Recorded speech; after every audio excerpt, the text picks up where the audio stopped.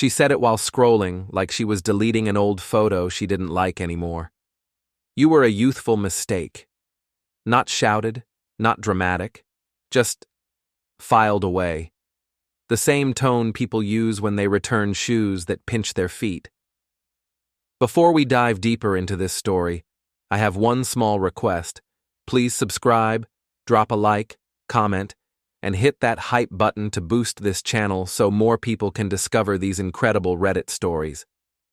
I replied calmly, okay. Because anything louder would have been a gift, a scene, a story she could carry to brunch like a designer bag. My unstable husband finally snapped. She loved stories, curated ones, the kind where she was always the reasonable woman trapped with the wrong man. Her thumb kept moving. Bright screen light on her face. No eye contact. Like my entire life was a notification she could swipe away. Behind her, our kitchen looked like one of those staged listings online. White counters, the bowl of lemons we never ate, the expensive coffee machine she insisted we needed because it's about the feeling. The feeling, apparently, was that I didn't belong in my own house. I stood by the sink with a wet plate in my hands and watched her do it. Rebrand me in real time. Husband becomes phase. Marriage becomes lesson. My name becomes something she doesn't have to pronounce with respect. You said mistake, I added, still calm, mostly for myself. So you've been thinking that for a while. She finally looked up. Not angry, not guilty, just annoyed that I'd made noise. Don't do the thing where you dissect words, she said. It's exhausting. Exhausting. That was her favorite label for anything that asked her to be honest. She took a sip of wine and leaned on the counter like she was in a commercial for her own life. Hair perfect, nails perfect. The tiny gold necklace I bought her last Christmas resting against her collarbone like a receipt. People grow, she said. I grew. You stayed. There it was, the verdict, delivered with a smile that could pass for kind to anyone who didn't live inside it. I rinsed the plate slowly, let the water run. My hands didn't shake. That surprised me. A younger version of me, one with less patience and more pride, would have tried to win the argument. Beg for context, demand details, ask her how long, ask her with whom. But I'd learned something in the last year. When someone starts talking like a press release, the facts are already packaged. You're not in a conversation, you're in a launch. And what happens next? I asked. She shrugged like it was boring. What happens is, we stop pretending, she said. We stop playing house. I'm done taking care of a grown man who needs reassurance like it's oxygen. I laughed once, quietly. Not because it was funny, because it was familiar. She liked using my calmness as proof I didn't care, and my reaction as proof I was unstable. It was a neat little trap. She could stand in the center of it and call it boundaries. I don't need reassurance, I said. I need truth. Her eyes narrowed, just a fraction. You want truth? She asked, voice sweet. Fine. You were my youthful mistake. You were safe, convenient. You made me feel like I was building something, and now I'm older, smarter. I know what I want. She said it like she was describing a promotion. I dried my hands on a towel that suddenly felt too thin for the moment. And what do you want? I asked. She tilted her head. Someone who matches me, she said. Someone with ambition. Someone who doesn't treat life like one long apology. Ah, there it was again. Her favorite story. Me as an apology. Me as a burden. Me as background. She set her glass down gently, like she was careful with expensive things. That was also familiar. I watched her, and my brain did the quiet math it always did when my emotions got too big. If she's this confident, she thinks she's protected. If she thinks she's protected, there's a net. If there's a net, it's either money, reputation, or someone else holding her up. She picked up her phone again, back to scrolling, back to editing her narrative. You should sleep on the couch tonight, she said casually.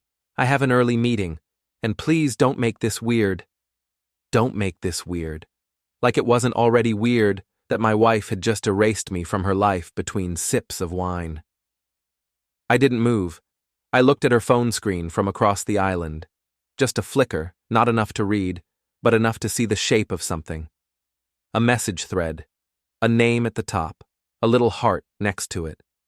She noticed my eyes and turned the screen away with a smoothness that would have impressed me if I hadn't watched her do the same move with credit card bills last winter. I nodded slowly. Sure. Her shoulders softened, relieved. She wanted me small, accepting, quiet, a clean exit. She walked past me and brushed her fingers across my shoulder like that one touch could rewrite what she'd said. Like physical contact was a delete button. You'll be fine, she murmured. You're good at surviving.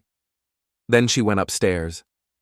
I stood alone in the kitchen and listened to her footsteps fade, the house settling behind her like a verdict. The silence was thick enough to chew. I turned off the faucet. The sudden quiet felt like pressure in my ears, and that's when I noticed it.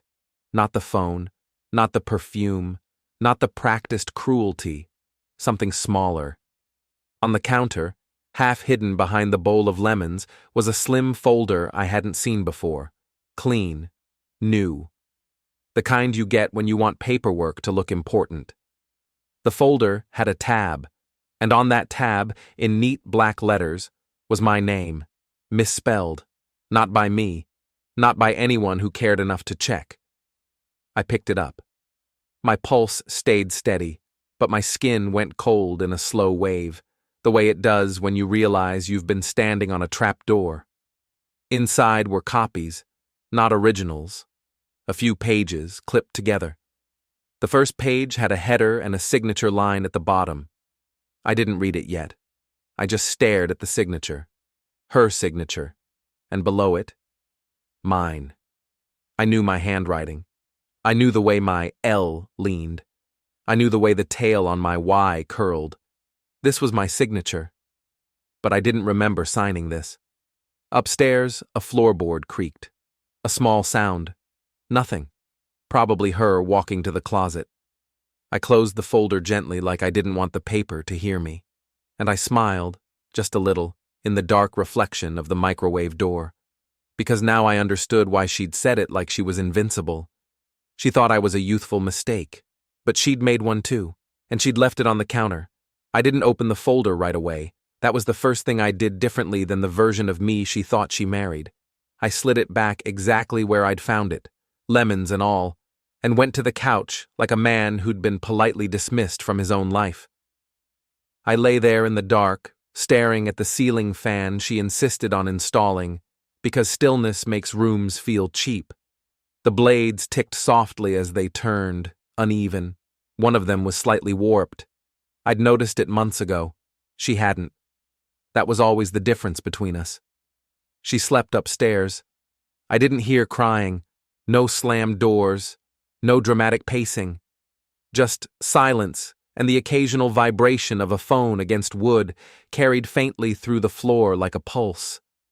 I didn't need to see the screen to know what it said. People don't erase you unless they've already replaced you. Around 2:40 a.m., I sat up. Not because I was angry, because my brain had finished rearranging the evening into something usable. The folder, the signature, the timing.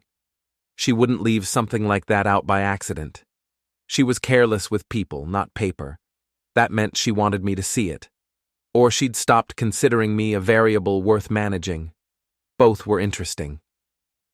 I went to the kitchen quietly and made coffee. Real coffee, not the flavored garbage she liked because it felt European. The machine hummed. The house smelled familiar again, and for a second, I almost laughed at how fast normality tried to sneak back in, like a stray cat hoping you'd forgotten it scratched you. I opened the folder. Nothing dramatic. No headline screaming betrayal. Just clean, boring language. Clauses. Paragraphs. Dates. That's how real damage always looks at first. It was an agreement. Not new, but recently copied.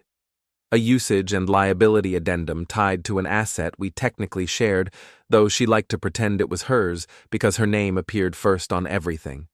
She'd always been particular about order, names, seating, credit. My signature was real, dated, old enough that I remembered the day but not the moment. Signed during one of those years where we were still a team, where paperwork felt like a formality and not a weapon. I'd trusted her to explain what mattered. I closed the folder again and took a slow sip of coffee. She'd been planning something. Not a fight, not a breakup, a transition. The kind where I faded out quietly and she stepped into a better-lit version of her life, holding hands with someone who looked good in photos. The mistake people like her make is assuming trust equals stupidity. I didn't check her phone. I didn't need to. Phones lie less than people, but patterns don't lie at all. Instead, I thought back. The late meetings that always ended at the same time. The sudden interest in clothes she never wore around me. The way she'd stopped leaving her laptop open on the coffee table like she used to. The gym bag that smelled wrong, not sweat, something sharper, like someone else's cologne trying to be subtle. I stood by the window and watched the street outside our house. Empty. Quiet. A neighbor's porch light flicked on across the way, motion sensor reacting to a raccoon or a thoughtless wind. That's when I remembered the car. She'd started parking on the street instead of the driveway. Said it was easier in the mornings. Claimed the garage felt cramped. Claimed a lot of things lately. I stepped outside barefoot, the concrete cold under my feet, and walked to her car. Didn't touch it. Didn't open it. Just looked. Passenger seat pushed back farther than usual. Not much. An inch, maybe 2. Enough that someone taller than me had sat there recently. Someone who didn't care how it looked when he left. I smiled again, this time without warmth. Back inside, I checked the calendar on the wall, the one she insisted on keeping because visual planning creates accountability. Tomorrow was circled in blue. Client event. Offsite. Offsite was her favorite word. It meant don't ask. I went back to the couch as the first hint of morning pressed against the windows. Birds started up, obnoxiously optimistic. Upstairs, I heard her alarm go off. She didn't snooze it. Another new habit. Someone else's schedule had started setting her rhythm. She came down dressed like she was stepping into a different life. Sharp. Intentional. The necklace still there. The one I'd bought. She stopped when she saw me awake. "You didn't sleep," she said, not unkindly. Almost relieved. "I did," I said. "Just not much." She nodded, grabbed her keys, her bag. Didn't look at the kitchen counter. "Listen," she said, hand on the door. "Let's keep this civil. No drama. We'll figure things out like adults." Adults. Another word she liked when it suited her. "Of course," I said. "I'm good at paperwork." That made her pause, just for half a second. Then she smiled again, that polished, confident smile. "I know," she said. "That's why this will be easy." She left. The door clicked shut behind her, and the house exhaled. I waited exactly 3 minutes. Then I picked up my phone and opened a folder she didn't know existed. Not hidden, just ignored, like me. Inside were timestamps, access logs, a maintenance request she'd forgotten about, a name I recognized immediately, not from jealousy, but from repetition. He'd shown up too often on the edges of things to be coincidence. I didn't rush. I didn't feel rage. Rage burns fast and leaves nothing useful behind. What I felt instead was clarity. She thought she'd already rewritten the ending. She didn't realize she'd only just shown me where the story actually started. And tomorrow, off-site or not, I was going to confirm one small detail, not with confrontation, with timing. I didn't follow her. That's what she would have expected. The suspicious husband lingering in parking lots, manufacturing his own heartbreak in real time. I stayed home instead, because distance makes people sloppy and time makes liars comfortable. At 9 sharp, I opened my laptop and logged into the property portal she'd stopped checking once she decided I was irrelevant. Shared assets have a funny way of remembering both owners, even when one of them gets written out emotionally. I filtered by date. There it was. A routine access request approved 3 weeks ago. Nothing dramatic, no flashing red warnings, just a name attached to a time slot and a digital acknowledgement. The same name I'd seen hovering at the edges of her life lately. He wasn't a mystery anymore. He was a pattern with shoulders. I leaned back and let the chair creak, listening to the house settle again. Somewhere in the walls, the plumbing knocked once. Old houses do that when pressure changes. People do it too.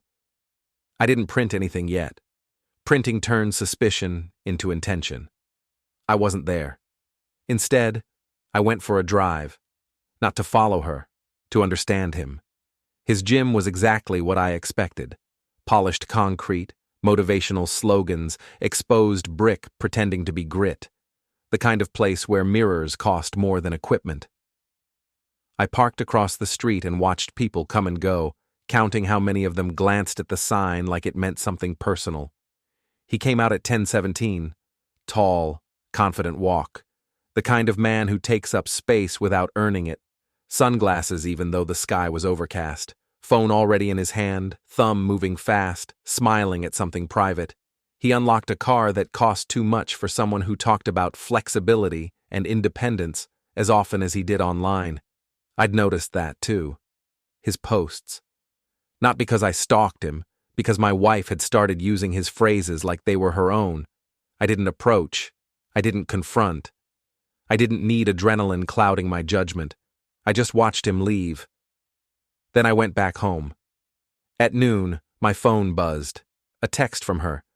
"Can we talk tonight? I think we should set some ground rules." Ground rules.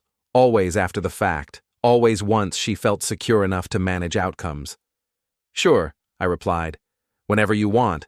The trick with people who believe they're in control is letting them choose the moment they lose it." She came home late. Later than usual. Not defensive late. Careful late. The kind where someone's already rehearsed. She stood in the doorway like a guest, scanning the room for signs of chaos. For overturned furniture. For emotion. I gave her none. We sat at the kitchen island again. Same lemons, same counter, different gravity. "I don't want this to get ugly," she began. "I don't either," I said, and meant it. She launched into logistics, living arrangements, timelines, the tone she used at work when she needed someone to feel included, but powerless. I let her talk. Halfway through, she stopped and frowned. "You're being weird," she said. "Am I?" "You're calm," she said. "Too calm." I nodded. "You told me I was a mistake. That simplifies things." She shifted in her chair. The necklace caught the light again, still wearing it. "That wasn't meant to hurt you," she said quickly. "It was just honesty." "Honesty is fine," I said. "Timing is what people get wrong." She crossed her arms, defensive now. "Good." "So what do you want?" she asked. I stood, walked to the counter and picked up the slim folder she thought I hadn't noticed, the one she thought was just leverage, or insurance, or a cleanup tool. I placed it between us. Her eyes flicked down, then up. "That's nothing," she said. Too fast. "Old paperwork." "Maybe," I said, "but it's interesting." I opened it and slid the first page toward her. Didn't explain, didn't accuse, just waited. She skimmed it, relaxed halfway through, then stiffened at the bottom. "That doesn't mean anything," she said. "It's standard." "Standard," I agreed. "If you remember signing it." She looked up sharply. "Of course I remember." I tapped the date with my finger. "You signed it," I said. "I signed it, 3 years ago, back when we trusted each other." Her mouth tightened. She didn't like nostalgia unless she controlled it. "And?" she asked. "And you've been using that asset recently," I said. "Without me." Her eyes hardened. "It's mine." "It's shared," I corrected gently.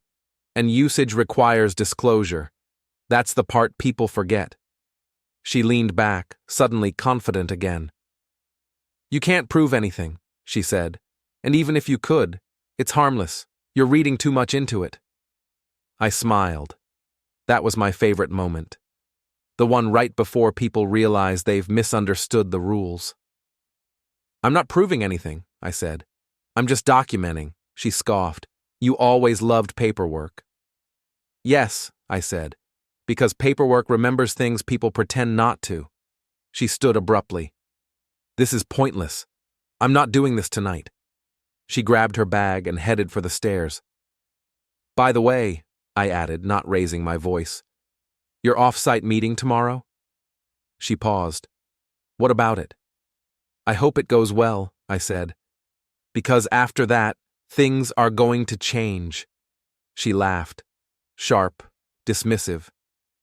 You don't scare me, she said. I know, I replied. That's the problem. She disappeared upstairs.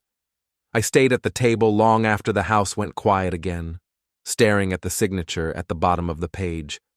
Her signature. Mine. She thought those documents didn't exist.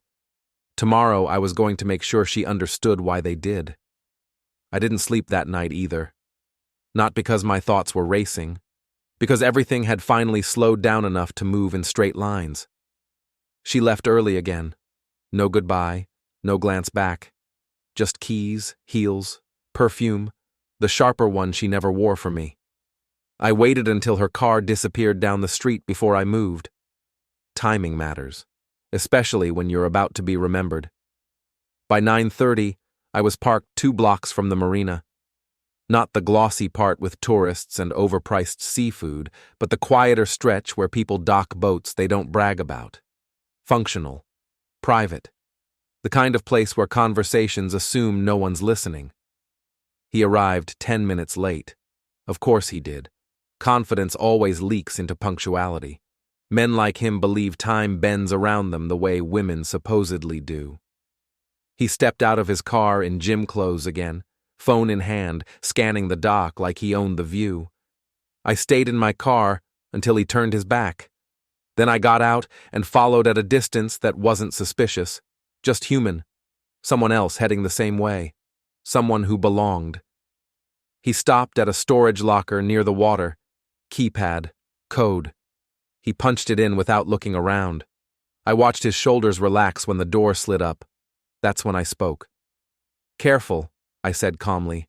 Salt air ruins hinges. He spun around fast, too fast. Fear jumps before logic. We stood there, facing each other, the water slapping gently against the dock behind him. No one else nearby. A gull cried somewhere overhead, obnoxiously loud. He looked me up and down, calculating. Do I know you? He asked. No, I said. But you know my wife. His jaw tightened. Just a little. Not enough to admit guilt, enough to confirm it. I don't know what you're talking about, he said. You should leave. I will, I said. In a minute. I stepped closer, not into his space, just close enough that he couldn't pretend this was accidental. She told me I was a youthful mistake, I said. Did you know that? He scoffed. Look, man, whatever she told you. I replied calmly. I continued. Okay. That threw him off. People expect anger. They don't know what to do with control. She's an adult, he said, finding his footing again. What she does isn't your business. That's interesting, I said, because you've been using something that is. His eyes flicked past me, checking the dock. Empty, still empty. I don't know what you're implying, he said. I'm not implying, I said. I'm informing. I reached into my jacket slowly, not threatening, deliberate. He tensed anyway. I pulled out my phone and held it up, not toward him, but between us. On the screen was a timestamp, a location, a name, his name. This is an access log, I said. It updates automatically. It doesn't care about excuses. His mouth opened, then closed. You shouldn't have that, he said. I smiled. That's what everyone says. He took a step toward me, chest out now, trying on intimidation like a jacket that didn't quite fit. You think you're tough? He said. Showing up like this? No, I said. I think you're careless. That did it. He lunged, not at me, but at the phone. I let him grab it. Then I stepped in and slapped him. Not hard, not dramatic, just sharp enough to echo against the lockers and freeze him in place. The sound surprised both of us. He stared at me, stunned, hand halfway raised, unsure whether he'd been attacked or insulted. That, I said quietly, is the last time you touch anything of mine. He swallowed. You can't threaten me, he said. His voice wasn't steady. I'm not threatening you, I said. I'm correcting a misunderstanding. I leaned past him and reached into the open locker. Inside was a mess of things people keep when they don't want them tied to their name.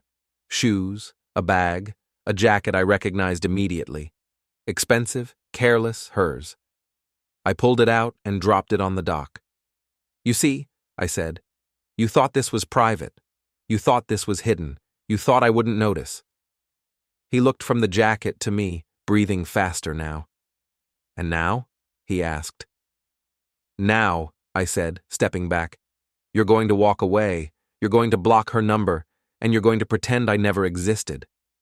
He laughed, brittle. Or what? I gestured toward the water, toward the lockers, toward the quiet. Or you'll spend the next few months wondering which part of your life I'm standing in next, I said. Your gym, your car, your reputation. I picked up my phone from his hand. No violence, I added. I'm not that guy. I turned to leave. Behind me, his voice cracked. She told me you were weak. I stopped just for a second. She told me that too, I said.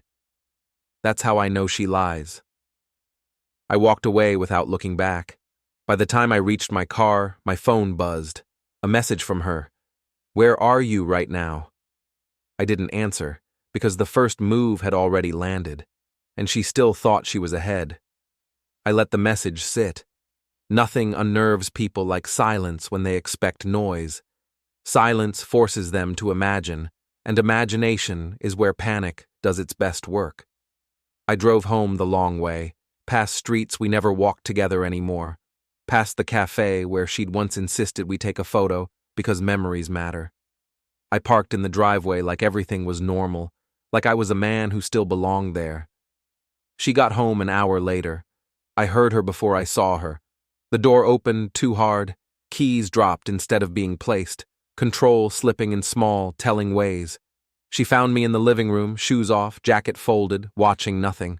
The TV was on, volume low, some forgettable daytime program murmuring about optimism. Where were you? She demanded. I looked at her the way you look at someone who's just revealed more than they meant to. Out, I said. Her eyes scanned me, my hands, my face, searching for proof of wrongdoing like a cop who already knows the answer. You didn't answer my text. I saw it. And I didn't answer. Her jaw tightened. There it was again, that flash of something ugly when she wasn't in charge of the script. Don't play games, she snapped. I'm not, I said. I'm paying attention. She laughed, but it came out wrong. Too loud, too fast. This is pathetic, she said. You follow me around, harass people I know, then sit here pretending you're some kind of mastermind? People you know? I asked mildly. Is that what we're calling him? She froze, just a fraction of a second, barely visible, but enough. I don't know what you're talking about, she said. Of course you do. I stood and walked past her into the kitchen, picked up a glass, filled it with water. The mundane movements seemed to irritate her more than shouting ever could. You left a jacket somewhere you shouldn't have, I said. It looks expensive, careless. She followed me now, voice rising. You went through my things? No, I said. I went through mine. She stared at me like I'd switched languages. You're being vague on purpose, she said. It's manipulative. Yes, I agreed. It is. That stopped her. People like her don't hear agreement often. It robs them of momentum. I didn't cheat on you, she said finally, flat, defensive. I didn't accuse you, I replied. She took a step closer. Then what do you want? I set the glass down carefully. I want you to understand something, I said, before this gets embarrassing. Her eyes narrowed. For who? For you. She scoffed. Please, you don't have any leverage. You never did. I reached into the drawer by the fridge and took out the folder. The same one. Placed it on the counter between us, like a neutral third party. I'm not using leverage, I said. I'm letting time do its job. She didn't touch the folder. Wouldn't look at it now. You're bluffing, she said. You always were bad at confrontation. That's because I wasn't confronting, I said. I was observing. She crossed her arms, defensive posture, familiar, predictable. You think because you scared him a little, I'm going to what? Panic? She said. He's not afraid of you. He should be, I said. But that's not my concern. She laughed again, forced. This is insane. Insane is assuming the person who handled every boring detail of your life wasn't paying attention, I said. Insane is leaving your mess in places you don't control. Her phone buzzed. She glanced down before she could stop herself. No smile this time, no quick reply. I saw it land. She looked back up at me, eyes sharper now, calculating. What did you do? She asked quietly. Nothing yet, I said. But other people are starting to ask questions. Who? Her voice cracked on the word. I shrugged. People who notice patterns? People who don't like being made fools of? People who thought you were different. Her breathing changed, shorter, shallower. You're trying to ruin me, she said. No, I said. You did that yourself. I'm just not covering for you anymore. She stepped back like the counter had burned her. This won't work, she said, more to herself than me. You don't have proof. You don't have witnesses. You don't have... I have timing, I said, and paperwork, and someone who's suddenly very motivated to distance himself from you. Her phone buzzed again. This time, she didn't check it. She turned away, pacing, running her hands through her hair, the polished version of her cracking at the seams. You think you've won something, she said, but you haven't. You're still you. I smiled, just a little. And you're still underestimating me, I said, which is how we got here. She stopped pacing and faced me, eyes blazing. This isn't over, she said. I nodded. No, it's just reached the interesting part. Upstairs, her phone buzzed a third time, and this time the silence afterward was louder than any argument we'd ever had. She left that night, not dramatically.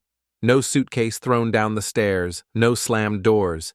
Just a careful, shaking exit, phone in hand, keys dropped once, then picked up too fast. The kind of leaving people do when they tell themselves it's temporary, so they don't have to admit it's a retreat. I didn't stop her. Power isn't holding someone in place, it's letting them walk straight into what they don't see. I waited exactly 12 minutes after her car disappeared before my phone rang. Unknown number. I answered it on the third ring. You think you're clever? A man said. His voice was low, tight, trying to sound calm and failing. Showing up like that, touching my things. I leaned back against the counter and listened to the hum of the refrigerator.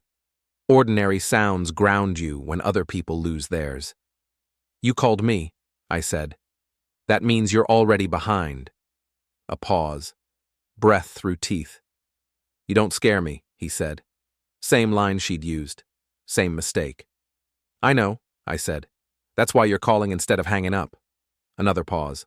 Longer this time. Where are you? He asked. At home, I said. Where you shouldn't come. Silence. Then a click. I didn't move right away. I packed slowly. Phone charger, wallet, keys, the folder. I put the folder in the glove compartment instead of taking it with me. If something happened, I wanted it far from where emotions might reach. I left the house and drove toward the industrial edge of town, the part nobody advertises. Warehouses, closed shops, half-lit parking structures that smell like oil and old rain. Places where confrontations feel natural, like they've been waiting there for years. He was already there. His car sat under a flickering light at the edge of a lot near the storage units by the rail line. Engine running. Driver's door open. He stood outside it like he was guarding something. I parked 2 rows away and got out.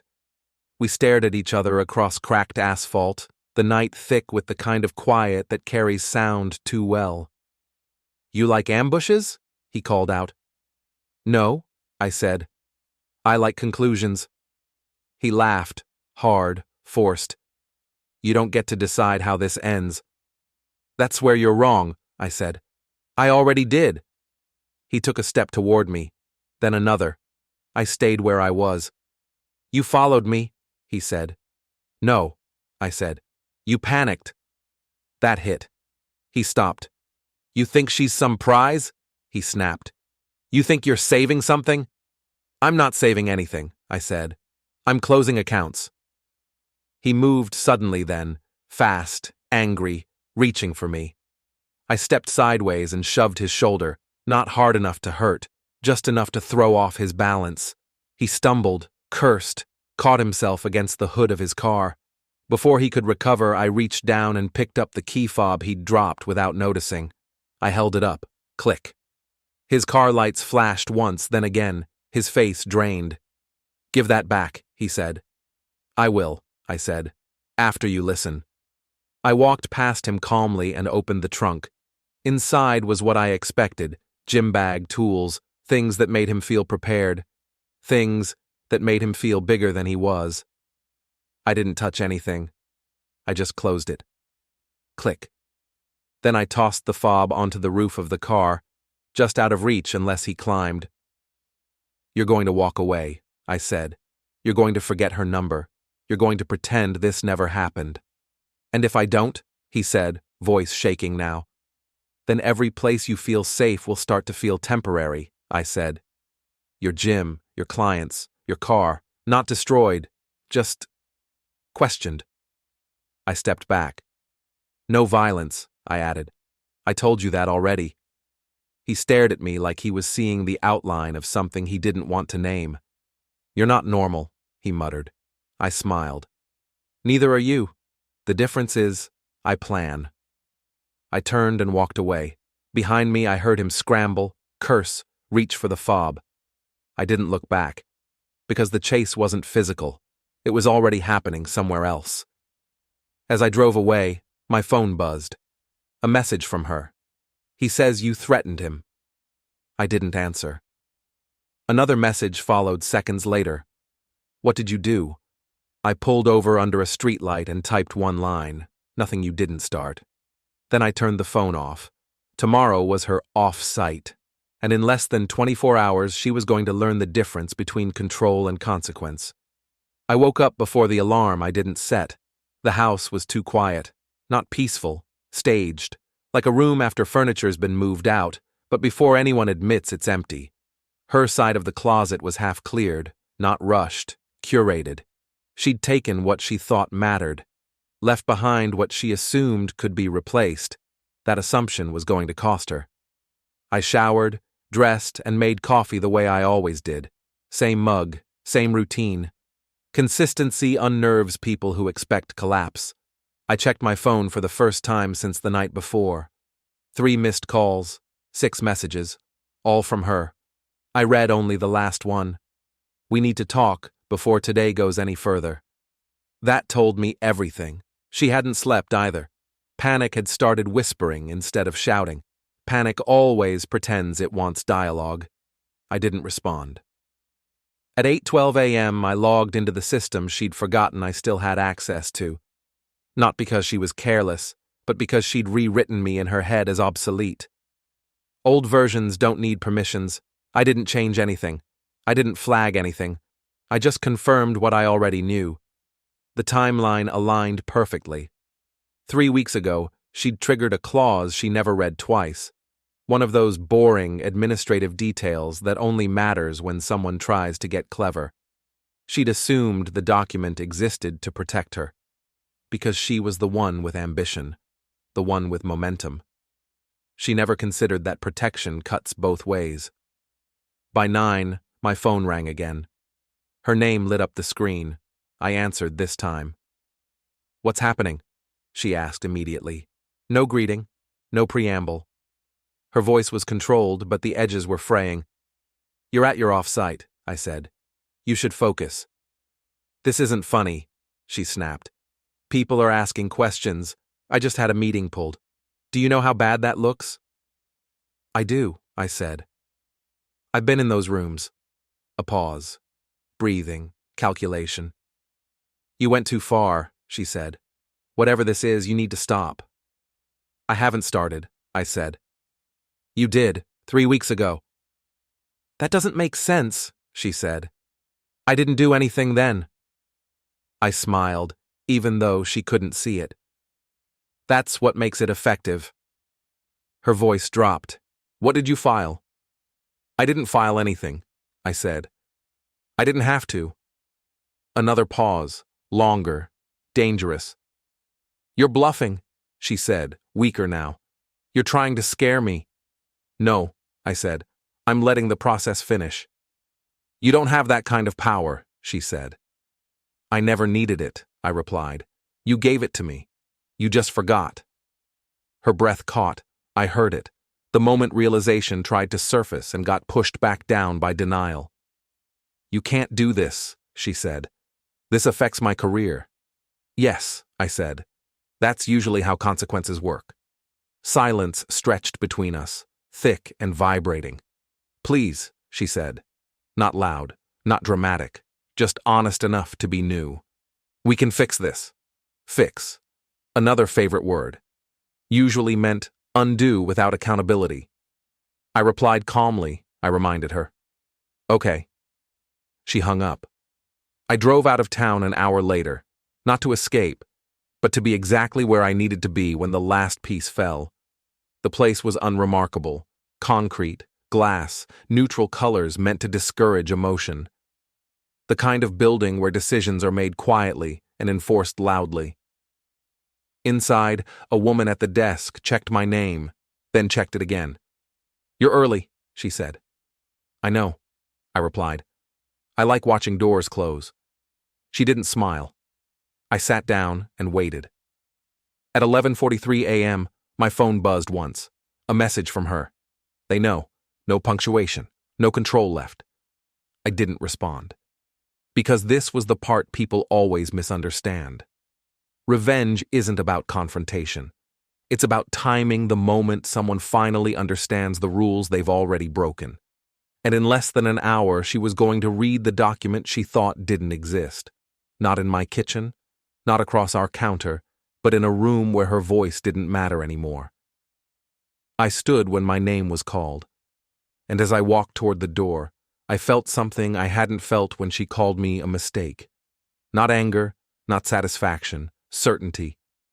The room was smaller than she'd imagined. No long table, no dramatic lighting, just glass, neutral walls, and a silence that made every movement feel recorded even when it wasn't. She sat on one side. I sat on the other. For the first time since our kitchen, there was no counter between us. She looked different here. Not weaker, sharper.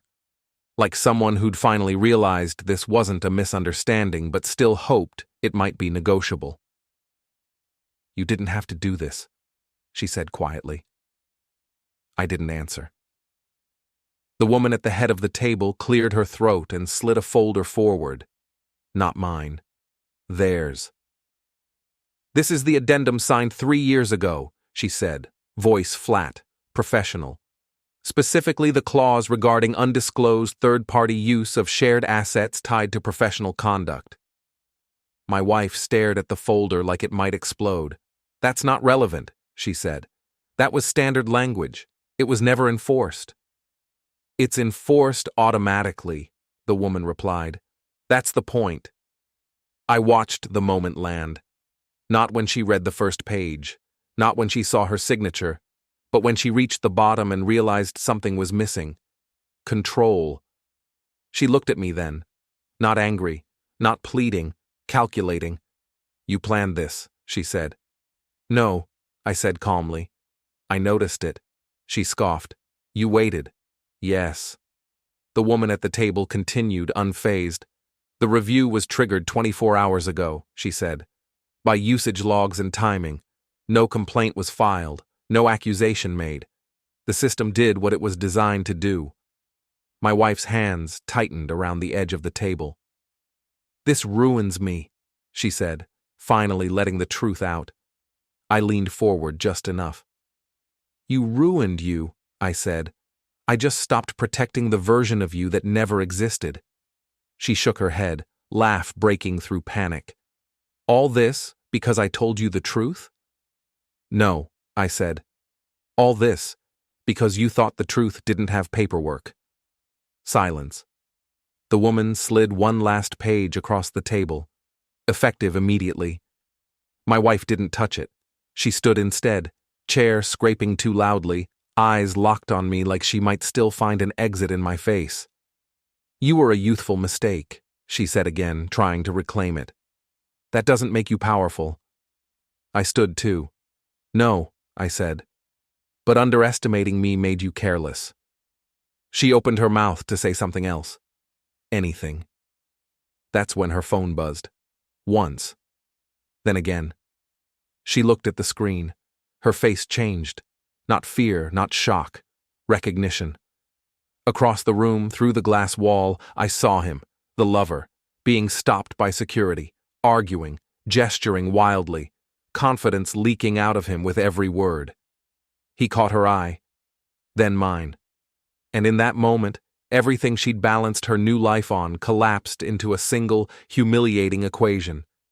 She whispered, barely audible, "Please."